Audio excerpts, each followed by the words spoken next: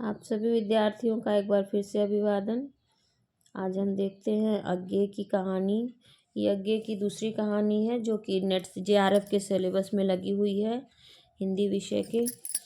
तो आज हम इसका अध्ययन करते हैं। गैंग्रीन। पहला एक प्रश्न तो इस कहानी से यही आ जाता है कि गैंग्रीन को और किस नाम से जानते हैं, या रोज कहानी को किस नाम से जानते हैं। तो देखिए, ये अज्ञे जी की कहानी है 1934 में, मई 1934 में, और डलहौजी में ये डलहौजी से संबंधित है। दोपहर में उस सूने आंगन में पैर रखते हुए मुझे ऐसा जान पड़ा मानो उस पर किसी सांप की छाया मंडरा रही हो। उसके वातावरण में कुछ ऐसा ऐसा अकथ्य, अस्पृश्य, किंतु फिर भी बोझल और प्रकाशमय और घना सा फैल रहा था। मेरी आहट सुनते ही मालती बाहर निकली। मुझे देखकर पहचान कर उसकी मुरझाई हुई मुख मुद्रा तनिक से मीठे विस्मय से जाग सी गई और फिर पूर्ववत हो गई। उसने कहा, आ जाओ, और बिना उत्तर की प्रतीक्षा किए भीतर की ओर चली। मैं भी उसके पीछे हो लिया। भीतर पहुंचकर मैंने पूछा, वे यहाँ नहीं हैं? अभी आए नहीं हैं दफ्तर से। मैं ही थोड़ी देर में अभी आए नहीं हैं, दफ्तर में हैं, थोड़ी देर में आ जाएंगे। कोई 1:30-2 बजे आया करते हैं। कब के गए हुए हैं? सवेरे उठते ही चले जाते हैं। मैं हूँ करके पूछने को हुआ, और तुम इतनी देर क्या करती हो? फिर सोचा आते ही एकाएक प्रश्न ठीक नहीं है। कमरे के चारों ओर देखने लगा। मालती एक पंखा उठा लाई और मुझे हवा करने लगी। मैंने आपत्ति करते हुए कहा, नहीं नहीं, मुझे नहीं चाहिए। पर वह नहीं मानी। बोली, वाह, चाहिए कैसे नहीं? इतनी धूप में तो आए हो यहाँ। तो मैंने कहा, अच्छा लाओ, मुझे दे दो। वह शायद ना करने वाली थी, पर तभी दूसरे कमरे से शिशु के रोने की आवाज़ सुनकर उसने चुपचाप पंखा मुझे दे दिया और घुटनों के पर हाथ टेककर एक थकी हुई हूँ करके उठी और भीतर चली गई। उसके जाते हुए दुबले शरीर को देखकर सोचता रहा, यह क्या है? यह कैसी छाया सी इस घर पर छाई हुई है। मालती मेरी दूर की रिश्ते की बहन है, किंतु उसे सखी कहना ही उचित है, क्योंकि हमारा परस्पर संबंध सख्य का ही है रहा है। हम बचपन में इकट्ठे खेले, इकट्ठे लड़े और पीटे हैं। हमारी पढ़ाई भी बहुत सी इकट्ठे ही हुई थी, और हमारे व्यवहार में सदा सख्य की स्वेच्छा और स्वच्छंदता रही है। वह कभी भ्रातृत्व या बड़े छोटेपन के बंधनों में नहीं गिरा। मैं आज कोई 4 वर्ष बाद उसे देखने आया हूँ। जब मैंने उसे इससे पूर्व देखा था तब वह लड़की ही थी। अब वह विवाहिता है, एक बच्चे की माँ भी है। इससे कोई परिवर्तन उसमें आया होगा, और यदि आया होगा तो क्या, यह मैंने अभी तक सोचा नहीं था। किंतु अब उसकी पीठ की ओर देखता हुआ मैं सोच रहा था, यह कैसी छाया इस घर पर छाई हुई है, और विशेषतया मालती पर। मालती बच्चे को लेकर लौट आई और फिर मुझसे कुछ दूर नीचे बिछी हुई दरी पर बैठ गई। मैंने अपनी कुर्सी घुमाकर उसकी ओर उन्मुख होकर पूछा, इसका नाम क्या है? मालती ने बच्चे की ओर देखते हुए उत्तर दिया, नाम तो कोई निश्चित नहीं किया है, वैसे टीटी कहते हैं। मैंने उसे बुलाया, टीटी टीटी आ। पर वह अपनी बड़ी बड़ी आंखों से मेरी ओर देखता हुआ अपनी माँ से चिपट गया और रुआसा सा होकर कहने लगा, हूँ। मालती ने फिर उसकी ओर नजर देखा और फिर बाहर आंगन की ओर देखने लगी। काफी देर मौन रहा। थोड़ी देर बाद तक तो वह मौन आकस्मिक ही था, जिसमें मैं प्रतीक्षा में था कि मालती कुछ पूछे। किंतु उसके बाद एकाएक मुझे ध्यान हुआ कि मालती ने कोई बात ही नहीं की। यह भी नहीं पूछा कि मैं कैसा हूँ, कैसे आया हूँ। चुप बैठी है। क्या विवाह के 2 वर्ष में ही वह बीते दिन भूल गई, या अब मुझे दूर के इस विशेष अंतर पर रखना चाहती है, क्योंकि वो निर्बाध स्वच्छंदता अब तो नहीं हो सकती, पर फिर भी ऐसा मौन जैसे अजनबी भी नहीं होना चाहिए। मैंने कुछ खिन्न सा होकर दूसरी ओर देखते हुए कहा, जान पड़ता है तुम्हें मेरे आने से विशेष प्रसन्नता नहीं हुई। उसने एकाएक चौंक कर कहा, हूँ। ये इस प्रश्न सूचक था, किंतु इसलिए नहीं कि मालती ने मेरी बात नहीं सुनी, केवल विस्मय के कारण, इसलिए मैंने अपनी बात नहीं दोहराई। चुप बैठा रहा। मालती कुछ बोली ही नहीं। तब थोड़ी देर बाद मैंने उसकी ओर देखा। वह एकटक मेरी ओर देख रही थी, किंतु मेरे ऊपर उधर उन्मुख होते उसने अपने आंखें नीचे कर ली। फिर भी मैंने देखा, उन आंखों में कुछ विचित्र सा भाव था, मानो मालती के भीतर कहीं कुछ चेष्टा कर रहा हो, किसी बीती हुई बात को याद करने की, किसी बिखरे हुए वायुमंडल को पुनः जगाकर गतिमान करने की, किसी टूटे हुए व्यवहार तंतु को पुनरुज्जीवित करने की, और चेष्टा में सफल न हो रहा हो। वैसे जैसे देर से प्रयोग में न लाए हुए अंग को व्यक्ति एकाएक उठाने लगे और पाए कि वह उठता ही नहीं है, चिर विस्मृत है में मानो मर गया है। उतने क्षीण बल से यद्यपि वह सारा प्राप्य बल है, उठ नहीं सकता। मुझे ऐसा जान पड़ा मानो किसी जीवित प्राणी के गले में किसी मृत जंतु का तोक डाल दिया गया हो।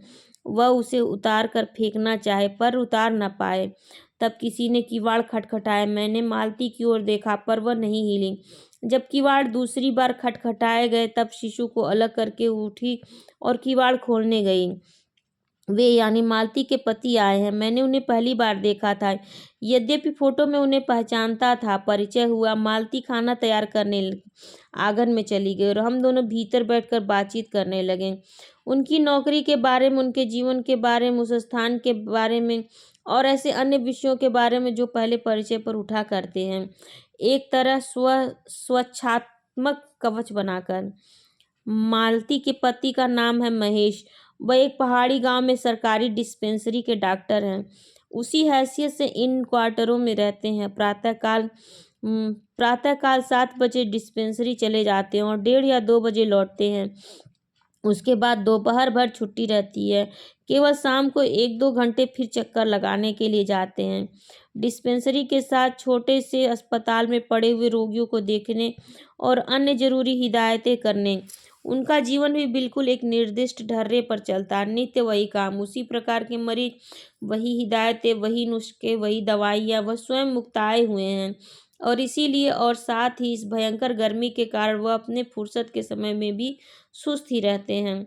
मालती हम दोनों के लिए खाना ले आई। मैंने पूछा, तुम नहीं खाओगी या खा चुकी? महेश्वर बोले हंसकर, वह पीछे खाया करती है। पति 2:30 बजे खाना खाने आते हैं, इसलिए पत्नी 3 बजे तक भूखी बैठी रहेगी।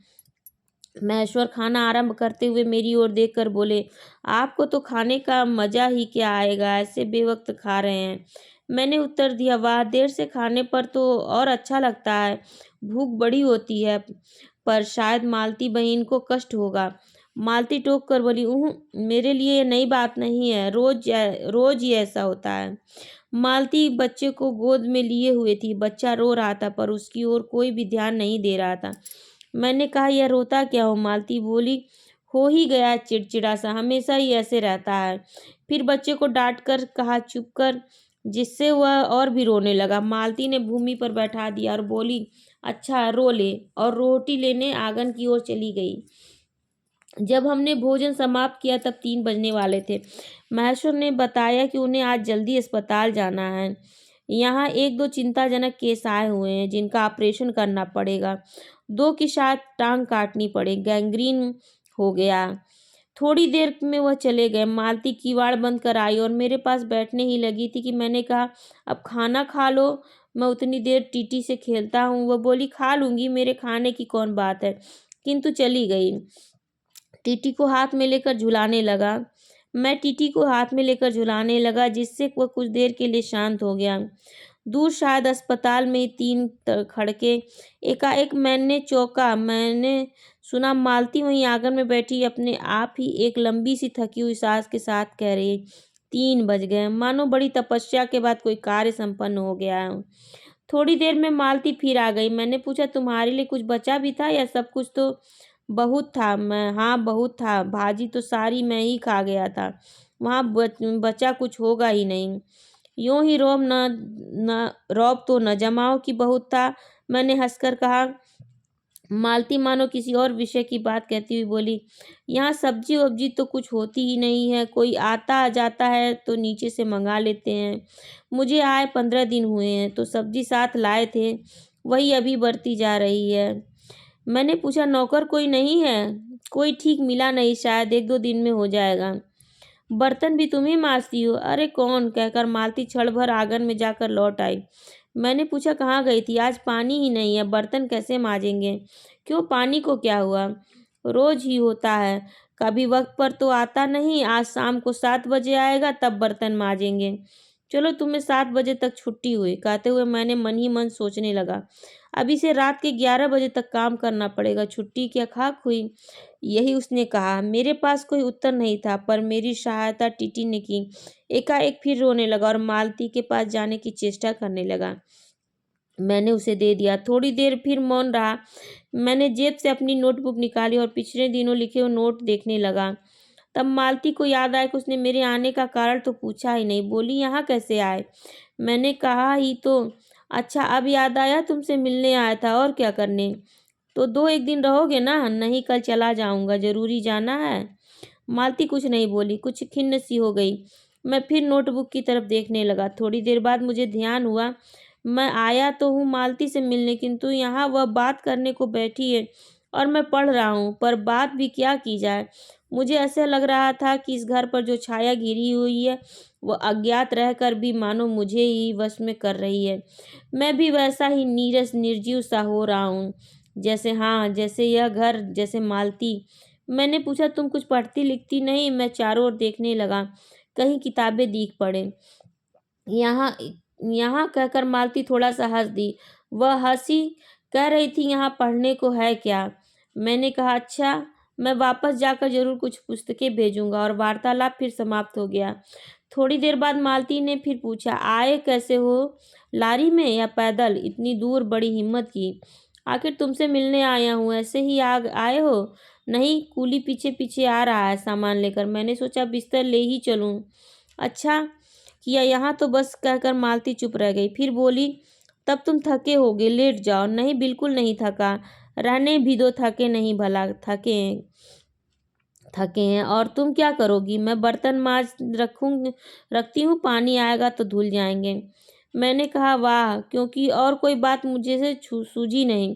थोड़ी देर में मालती उठी और चली गई, टीटी को साथ लेकर। तब मैं लेट गया और छत की ओर देखने लगा। मेरे विचारों में के साथ आंगन में आती हुई बर्तनों की घिसने की खन-खन ध्वनि मिलकर एक विचित्र सा स्वर उत्पन्न करने लगी, जिसके कारण मेरे अंग धीरे धीरे ढीले पड़ने लगे। मैं ऊँघने लगा। एकाएक वह स्वर टूट गया, मौन मौन हो गया। मेरी तंद्रा भी टूटी। मैं उस मौन में सुनने लगा। 4 खड़क रहे थे और इसी का पहला घंटा सुनकर मालती रुक गई। वह 3 बजे वाली बात मैंने फिर देखी। अब की बार उग्र रूप में मैंने सुना। मालती एक बिल्कुल अनैच्छिक, अनुभूतिहीन, नीरस यंत्रवत, वह भी थके हुए यंत्र के स्वर में कह रही थी, 4 बज गए। मानो इस अनैच्छिक समय को गिनने में ही उसका मशीन तुल्य जीवन बीतता हो, वैसे ही जैसे मोटर की स्पीडोमीटर यंत्रवत फासला नापता जाता है और यंत्रवत विश्रांत स्वर में कहता है, किससे कि मैंने अपने अमित शून्य पथ को इतना अंश तय कर लिया। न जाने कब कैसे मुझे नींद आ गई। इस तब 6 कभी बजे चुके थे, जब कभी आने की आहट से मेरी नींद खुली और मैंने देखा कि महेश्वर लौट आए हैं और उनके साथ ही बिस्तर लिए हुए मेरा कूली। मैं मुंह धोने को, पानी मांगने को ही था कि मुझे याद आया, पानी नहीं होगा। मैंने हाथ से मुंह पोंछते हुए महेश्वर से पूछा, आपने बड़ी देर की? उन्होंने किंचित ग्लानि भरे स्वर में कहा, हाँ, आज वह गैंग्रीन का ऑपरेशन करना ही पड़ा। एक कर आया हूँ, दूसरे को एम्बुलेंस में बड़े अस्पताल भिजवा दिया। मैंने पूछा, गैंग्रीन कैसे हो गया? एक कांटा चुभा था, उसी से हो गया। बड़े लापरवाह लोग होते हैं यहाँ के। मैंने पूछा, यहाँ आपको केस अच्छे मिल जाते हैं? आय के लिहाज से नहीं, डॉक्टरी के अभ्यास के लिए। बोले, हाँ, मिल ही जाते हैं। यहाँ गैंग्रीन हर दूसरे चौथे दिन एक केस आ जाता है, नीचे बड़े अस्पतालों में भी। मालती आंगन में ही सुन रही थी, अब आ गई। बोली, हाँ, केस बनाते देर क्या लगती है? कांटा चुभा था, इस पर टांग काटनी पड़े, यह भी कोई डॉक्टरी है? दूसरे दिन किसी की टांग, किसी की बाँह काट आते हैं, इसी का नाम है अच्छा अभ्यास। महेश्वर हंसे, बोले, न काटे तो उसकी जान गंवाए। हाँ, पहले तो दुनिया में कांटे ही नहीं होते होंगे। आज तक तो सुना नहीं था कि कांटों के चुभने से मर जाते हैं। महेश्वर ने उत्तर नहीं दिया, मुस्कुरा दिए। मालती मेरी ओर देखकर बोली, ऐसे ही होते हैं डॉक्टर, सरकारी अस्पताल है ना, क्या परवाह है। मैं तो रोज ही ऐसी बातें सुनती हूँ। अब कोई मर मुर जाए तो ख्याल ही नहीं होता। पहले तो रात रात भर नींद नहीं आया करती थी। तभी आंगन में खुले हुए नल ने कहा, टिप टिप। मालती ने कहा, पानी, और उठकर चली गई। खनखनाहट से हमने जाना बर्तन धोए जाने लगे हैं। टीटी महेश्वर की टांगों के सहारे खड़ा मेरी ओर देख रहा था। अब एकाएक उन्हें छोड़कर मालती की ओर खिसकता हुआ चला। महेश्वर ने कहा, उधर मत जा, और उसे गोद में उठा लिया। वह मचलने को और चिल्ला चिल्ला कर रोने लगा। महेश्वर बोले, अब रो रो कर सो जाएगा, तभी घर में चैन होगी। मैंने पूछा, आप लोग भीतर ही सोते हैं? गर्मी तो बहुत होती होगी। होने को तो मच्छर भी बहुत होते हैं, पर यह लोहे के पलंग उठाकर बाहर कौन ले जाए? अब के नीचे जाएंगे तो चारपाइयाँ ले आएंगे। फिर रुक कर बोले, आज तो बाहर ही सोएंगे, आपके आने का इतना लाभ ही होगा। टीटी अभी तक रोता ही जा रहा था। महेश्वर ने उसे एक पलंग पर बिठा दिया और पलंग बाहर खींचने लगे। मैंने कहा, मैं मदद करता हूँ। दूसरी ओर से पलंग उठाकर निकलवा दिए। हाँ, अब हम तीनों, महेश्वर, टीटी और मैं, दो पलंगों पर बैठ गए और वार्तालाप के लिए उपयुक्त विषय न पाकर उस कमी को छुपाने के लिए टीटी से खेलने लगे। बाहर आकर वह कुछ चुप हो गया था, परंतु बीच बीच में जैसे एकाएक कोई भूला हुआ कर्तव्य याद करके रो उठता था और फिर एकदम चुप हो जाता था। और कभी कभी हम हंस पड़ते थे या महेश्वर उसके बारे में कुछ बात करने कह देते थे। मालती बर्तन धो चुकी थी। अब वह उन्हें लेकर आंगन के एक और रसोई के छप्पर की ओर चली। तब महेश्वर ने कहा, थोड़े से आम लाया हूँ, वह भी धो लेना। कहाँ है? अंगीठी पर रखे हैं, कागज में लिपटे हुए। मालती ने भीतर जाकर आम उठाए और उन्हें आंचल में डाल लिए। जिस कागज में वे लिपटे हुए थे वह किसी पुराने अखबार का टुकड़ा था। मालती चलती चलती संध्या के उस क्षण प्रकाश में उसी को पढ़ती जा रही थी। वह नल के पास जाकर खड़ी उसे पढ़ती रही। जब दोनों ओर पढ़ चुकी तब एक लंबी सांस लेकर उसे फेंक कर आम धोने लगी। मुझे एकाएक याद आया, बहुत दिनों की बात थी जब हम कभी स्कूल में भर्ती हुए थे। जब हमारा सबसे बड़ा सुख, सबसे बड़ी विजया थी हाजिरी हो चुकने के बाद चोरी से क्लास से निकल भागना और स्कूल से कुछ दूरी पर आम के बगीचे में पेड़ों पर चढ़कर कच्ची अमियाँ तोड़ तोड़ खाना। मुझे याद आया जब मैं भाग आता और मालती नहीं आ पाती थी, तब मैं खिन्न मन लौट आया करता था। मालती कुछ नहीं कर पड़ती थी। उसके माता पिता तंग थे। एक दिन उसके पिता ने उसे एक पुस्तक लाकर दी और कहा, इसके 20 पेज रोज पढ़ा करो। हफ्ते भर में मैं देखूंगा इसमें समाप्त कर चुकी हो, नहीं तो मार मार के चमड़ी उधेड़ दूंगा। मालती ने चुपचाप किताब ले ली, पर क्या उसे पढ़ी? वह नित्य उससे के 10 पन्ने 20 पेज फाड़ कर फेंक देती। अपने खेल में किसी भांति फर्क न पड़ने देती। जब 8वें दिन उसके पिता ने पूछा, किताब समाप्त कर ली? तो उत्तर दिया, हाँ कर ली। पिता ने कहा, लाओ मैं प्रश्न पूछूंगा। तू चुप खड़ी रही। पिता ने उद्धत स्वर में बोली, किताब मैंने फाड़ कर फेंक दी, मैं नहीं पढ़ूंगी। उसके बाद बहुत पीटी, पर वह अलग बात है। इस समय मैं यही सोच रहा था कि वह उद्धत और चंचल मालती आज कितनी सीधी हो गई है, कितने शांत और अखबार के टुकड़े को तरसती है। यह क्या? यह तभी महेश्वर ने पूछा, रोटी कब बनेगी? बस अभी बनाती हूँ। पर अब की बार जब मालती रसोई की ओर चली तब टीटी की कर्तव्य भावना बहुत विस्तीर्ण हो गई थी। वह मालती की ओर हाथ बढ़ाकर रोने लगा और नहीं माना। मालती उसे भी गोद में लेकर चली गई। रसोई में बैठकर एक हाथ से उसे थपकने लगी और दूसरे से कई छोटे छोटे डिब्बे उठाकर अपने सामने रखने लगी। हम दोनों चुपचाप रात्रि की ओर भोजन की और एक दूसरे से कुछ कहने की और न जाने किस किस न्यूनता की पूर्ति की प्रतीक्षा करने लगे। हम भोजन कर चुके थे और बिस्तरों पर लेट गए थे और टीटी सो गया था। मालती पलंग के एक ओर मोम जामा बिछाकर उसे उस पर लिटा गई थी। वह सो गया था, पर नींद में कभी कभी चौंक उठता था। एक बार तो उठकर बैठ भी गया था, पर तुरंत ही लेट गया। मैंने महेश्वर से पूछा, आप तो थके होंगे, सो जाइए। वह बोले, थके तो आप अधिक होंगे, 18 मील पैदल चल कर आए। किंतु उनके स्वर में मानो जोर दिया, थका तो मैं भी हूँ। मैं चुप रहा। थोड़ी देर में किसी अपार संज्ञा ने मुझे बताया वह ऊँघ रहे हैं।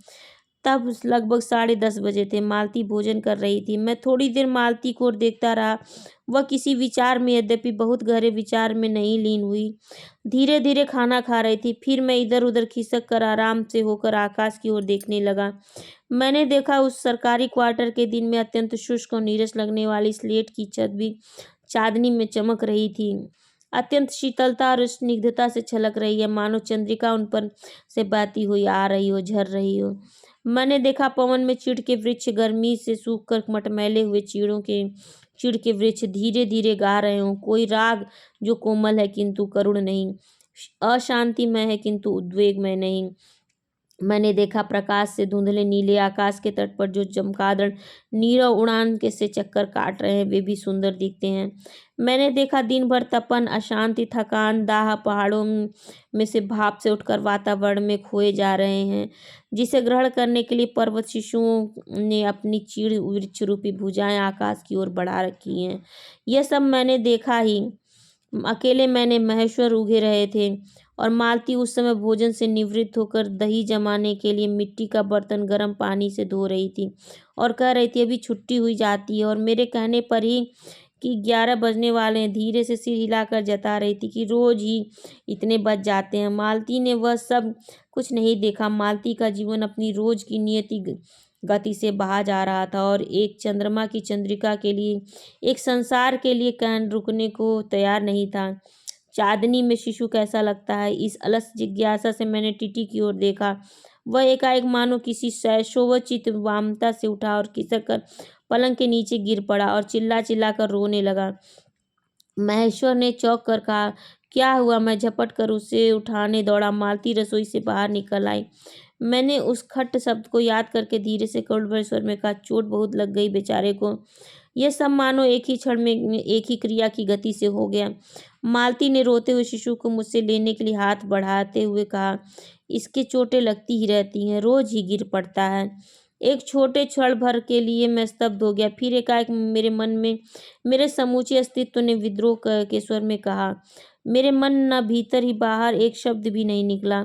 माँ युवती, माँ, यह तुम्हारे हृदय को क्या हो गया जो तुम अपने एकमात्र बच्चे के गिरने पर ऐसी बात कह सकती हो, और यह अभी जब तुम्हारा सारा जीवन तुम्हारे आगे है।